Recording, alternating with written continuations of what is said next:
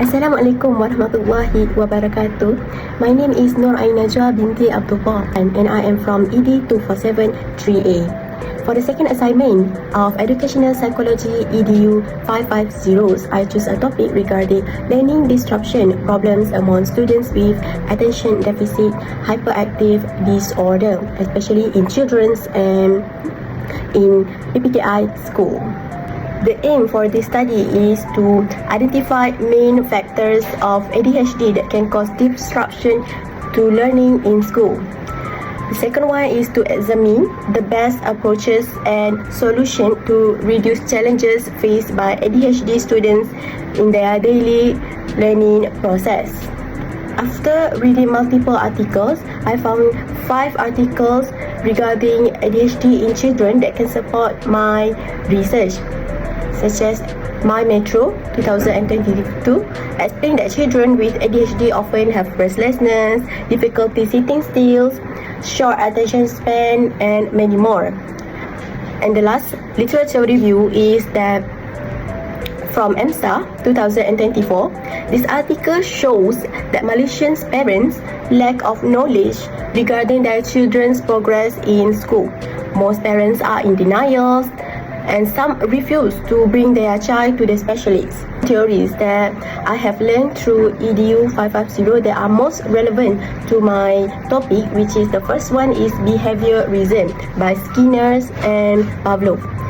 Behaviorism focuses on how behavior can be shaped by reinforcement and consequence.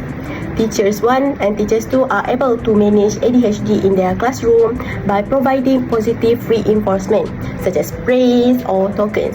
This consistent consequence have shaped desired behaviors and reduce disruption. The second one is constructivism by Jean Piaget and Lev Vygotsky. Constructivism views learning as an active where students construct knowledge through interaction with the environment. Vygotsky concept of zone proximal development is suitable for ADHD students that they can benefit from scaffolding, individual sports, and collaborative tasks that can meet them at their functional level. Next is the method I use for this research is qualitative research designed using semi-structured interviews. And for the sampling method, I use a purposive sampling. There are 2 candidates for my sampling, which is 2 teachers. The first teacher is a veteran teacher with 18 years teaching experience, and the subject she taught is in PPKI is English at SMK Bandar Baru Bangi. And the second teacher is a veteran teacher with 14 years teaching experience. The subject is currently taught in PPKI is Pendidikan Islam and etc. At SMK, Ismail Petra, Kota Baru, Kelantan. The data collection procedure is the question asked based on research question provided for the teacher before the interviews, and we communicate in Bahasa Melayu. The interview were recorded with consent from both teachers and lasted around 15 to 25 minutes. And the interviews were conducted through online meeting, which is via Google Meet, and contacted through WhatsApp. And this is the research question that were based on the research objective. There are 3 similarities that both teachers shared during their interviews. And both teachers observe that ADHD students are highly active and can sit still and often disrupt class, as always climbing and running in the class while teachers are teaching. Both teachers also agree that ADHD students can only focus for a few minutes at a time, requiring a targeted teaching strategies. And both teachers also highlighted that the importance of parent-teacher collaboration to manage behavior and understand the child's background at home situation. There are also 3 differences between teacher 1 and teacher 2 during their interview session. Teacher 1 focus on more discipline, behavioral patterns and lesson disruption, while Teacher 2 focus more on teaching approaches, learning styles and creative strategies. Furthermore, Teacher 1 advocate for one-on-one session, but Teacher 2 encourage group and small team learning for social interaction and presentation tasks.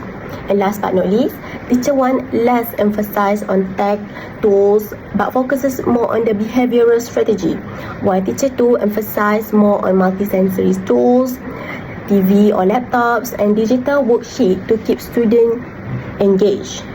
Based on the interviews conducted and their response, the thematical analysis is students' behavioral and emotional challenges, and the code is tantrum and unmanageable emotions. There are also difficulties in calming down. Tak boleh tenangkan diri. Kena marah dengan cikgu pun still tak boleh tenangkan diri. Tetap dia mungkin akan stop sekejap bila cikgu marah. Okey, jangan buat macam ni. Dia akan ni lagi mengulangi tingkah laku yang sama beberapa minit selepas tu. Susah sangat untuk tenangkan diri dalam situasi pembelajaran lah. Bagi pendapat saya, memang susah untuk tenangkan diri. Cikgu terpaksa guna berbagai cara. Maksudnya cara lembut pun guna, cara yang agak tegas pun kita guna untuk tenangkan diri diorang. Itulah.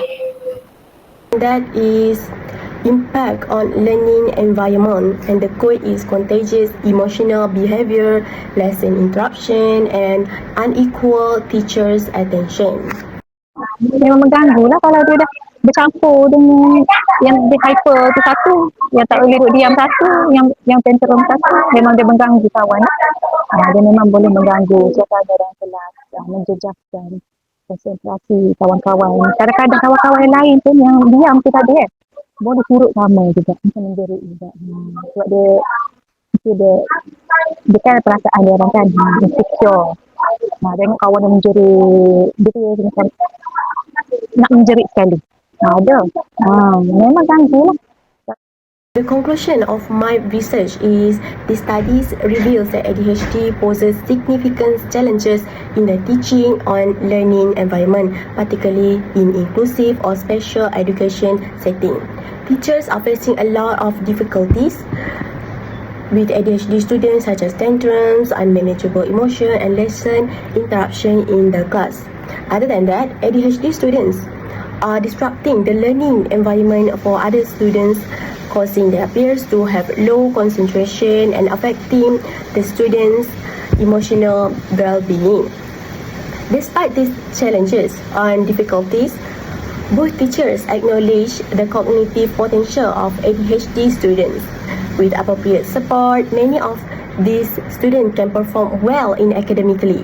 However, their teaching progress heavily dependent on teaching strategies that are adaptive, creative and student-centered. However, I still want to improve my research, and for the future research, I'm eager to interview more educators in Malaysia or any other countries to have multiple and diverse opinions on ADHD students.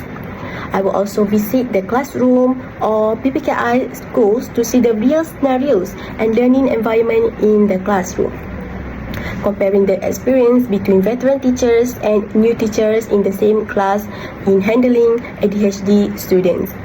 I will also study more research about ADHD students and the effects in outer world other than classroom or schools. And other than that, last but not least is I want to interview parents and families regarding their behaviors of ADHD students at home. Before I end this presentation and case study videos, there's a lot of recommendation can be taken by relevant parties. For example, schools. Schools can implement individualized education plans, IEPs, such as tailored teaching methods, activities, and assessment to meet the specific needs and attention span of ADHD students. The second party is for the parents. I wish parents would collaborate with teachers more and maintain open communication with schools about behavioral patterns and triggers and also progress of their child. And the third one is the ministry. by increasing fundings of special education for ensure school to have more access to teaching assistants, therapy tools, and appropriate infrastructure. And last but not least, for the healthcare, which is need to collaborate with schools and parents by sharing professional insights to help teachers and parents apply consistent strategies both at home and in class.